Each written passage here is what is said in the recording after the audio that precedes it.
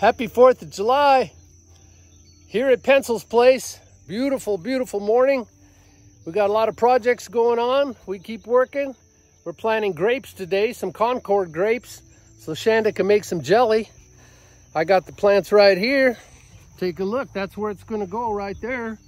We're going to put this beautiful Concord in here. We're going to put 3 plants because they really take off once they get going. And I'm a master at telling them where to go. But we're going to put them all down this line here. Put a bunch of black mulch on this thing.